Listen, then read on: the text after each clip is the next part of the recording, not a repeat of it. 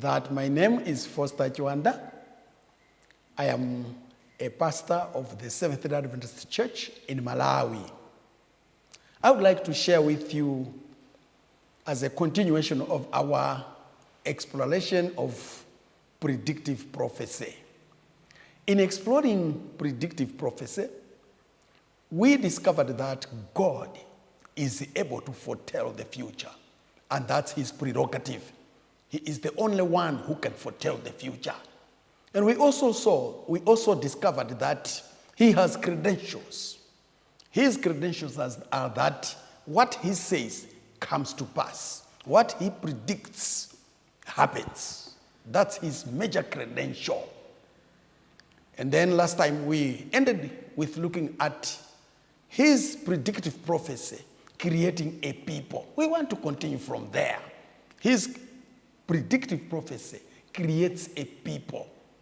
The Bible's prophecies, especially predictive prophecy in the Bible, creates a people. As we saw from Isaiah 44, verse 6 and 7, and that's the text we want to start with again today. This, verse 6, this is what the Lord says. Israel's King and Redeemer, the Lord of heaven's armies. I am the first and the last. There is no other God. He says there is no other God who is like me. Let him step forward and prove to you his power. Let him do as I have done since the ancient of times, when I established a people and explained its future. We are interested in his word. When I established a people and explained its future. This is a very, very important text.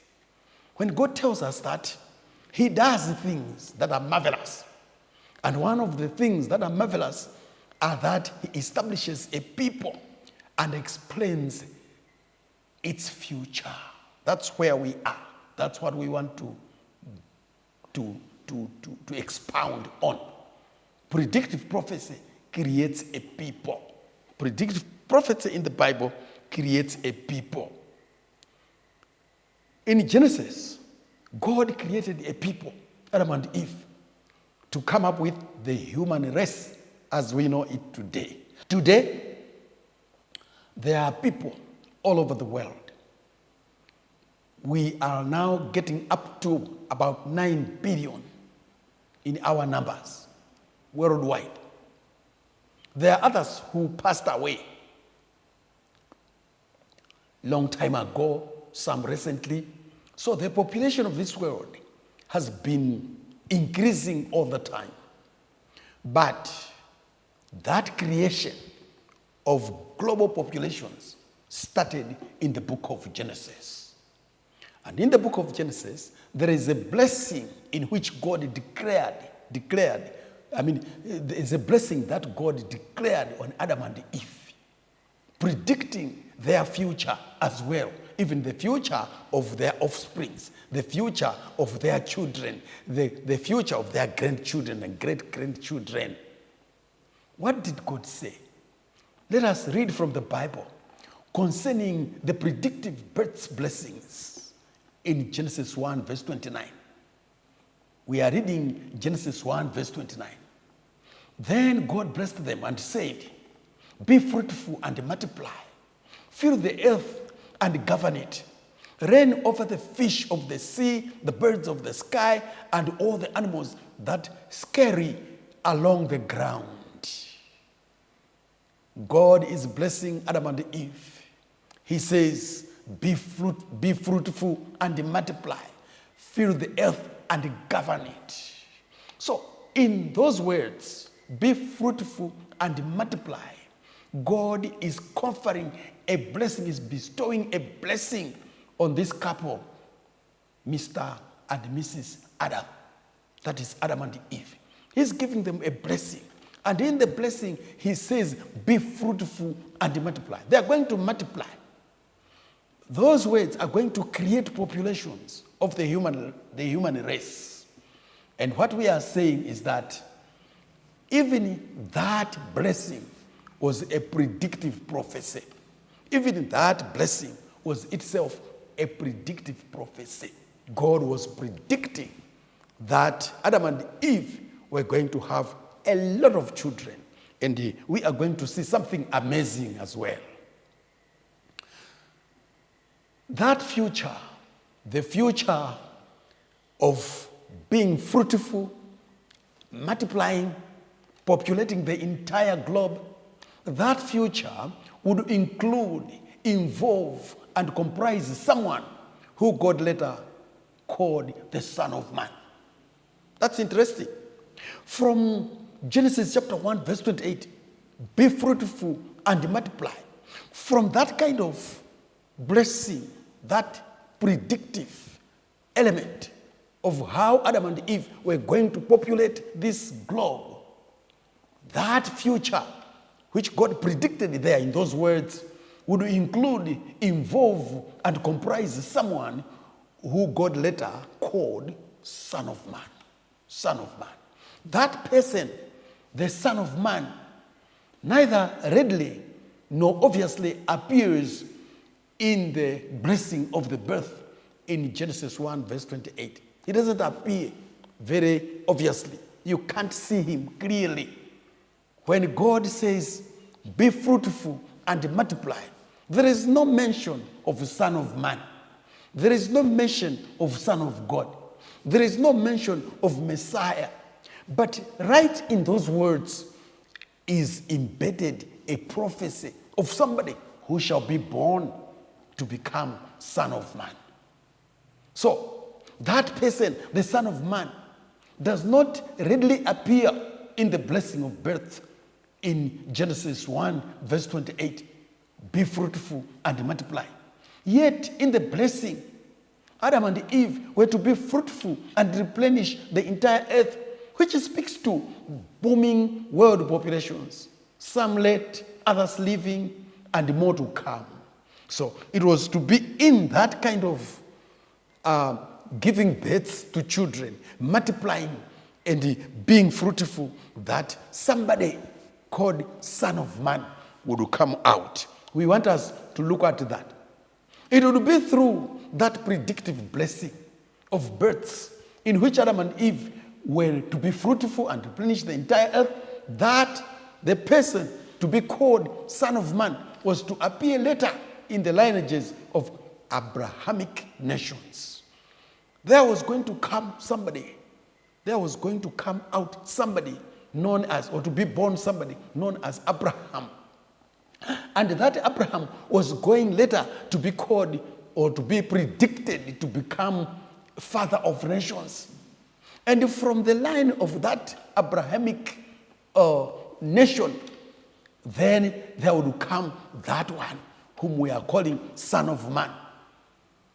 It was only in the context of the disaster of sin, which led to the expulsion of Adam and Eve from paradise, that God now predicted the coming of the Son of Man, the person who was coming to be the seed of the woman, the seed of a woman, to battle with the wicked one, the serpent called Satan, the devil, according to Genesis 3, verse 15. That statement I have just read is very, very pregnant. Very, very pregnant. Remember, we are coming from Genesis chapter 1, verse 28. Be fruitful and multiply and replenish the earth, populate the earth. And we are saying, out of that statement, somebody would be born by the name of Abraham. And out of the same statement, somebody would be born to become Son of Man. And then we are saying that in the same Genesis, a disaster took place. Maybe we shall have time to look at that disaster. The disaster of sin, the disaster of transgression, the disaster of rebellion, the disaster of the fall of Adam and Eve from righteousness into transgression and wickedness. And they were expelled from paradise because of that disaster, the disaster of sin. And it was in the context of that disaster that God addressed the causer, the one who brought sin in paradise, the serpent. That one who brought sin in paradise, the snake. That one, Satan, the devil, who brought sin in paradise, was the first to capture a prophecy, a predictive prophecy And that predictive prophecy was saying something about the seed of the woman. That is the one that would become that person who would become the Son of Man, the Son of Man. So we are saying in Genesis 3 verse 15, there is a prediction about the Son of Man. The first prophetic prediction God made to the cheating serpent of old is worth reading here. Genesis 3 verse 15, it reads, "And I will cause hostility between you and the woman, and between your offspring and her offspring. He will strike your head, and you will strike his heel." That statement is being spoken to the serpent, to Satan, the devil. God is saying, I'll cause enmity, I'll cause hostility, I will cause a conflict, I will cause a controversy, I will cause a fight, a battle between you, the serpent, between you, Satan, between you, the devil, and the woman, and between your offspring and her offspring. He will strike your head and you will strike his heel. So we see two individuals here that are set against each other in this particular text, Genesis 3 verse 15. And who are these two individuals? The offspring of the woman, the seed of the woman, the child of the woman, and the serpent. And the serpent, they are going to be set against each other to fight. According to Genesis 3 verse 15, the two individuals are set against each other and have continuously been at war, fighting throughout the centuries of human existence on earth. The seed was to bruise the head of the serpent. The serpent was to bruise the heel of the offspring. In the life of the children of Abraham, in the life of Jesus Christ, and in his death at the cross, as well as in his resurrection and glorification, this prediction has been fulfilled and will continue to be fulfilled throughout eternity or throughout eternal future. What are we saying here? We are saying that God is creating a people. He is creating a people through this man known as Jesus Christ. And what has happened is that in Genesis chapter 3, verse 15, God is addressing Satan that, look what you have done. Look what you have done. You have caused my people to sin. Look what you have done. You have caused my children to rebel against me. But look what I'm going to do. I am going to create a people.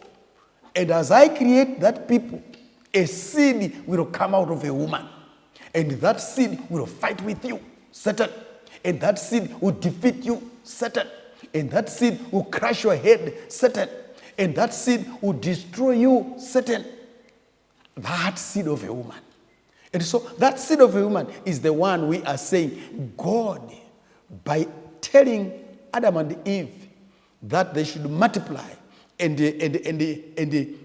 be fruitful and replenish, fill the entire world, God was hiding something in that predictive prophecy. He was hiding this person, the person that he would later call Son of Man. And that Son of Man, we see him out of the children of Israel, who were descendants of Abraham. We see that Son of Man who comes out of a woman. And coming out of a woman is what we are dealing with. Because today, we know that Jesus Christ came as that seed of a woman that was to crush the head of the evil one, according to Galatians 4, verse 4. Genesis 3, verse 15 had said, God had said in Genesis 3, verse 15, and I'll cause hostility between you and the woman, and between your offspring and her offspring. He will strike your head, and he will strike his heel. And in Galatians chapter 4, verse 4,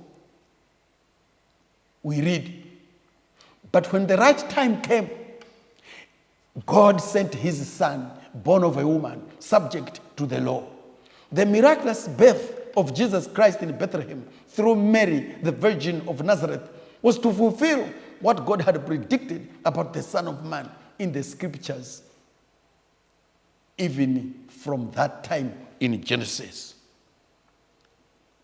According to Romans chapter 16, verse 20, the God of peace will soon crush Satan under your feet.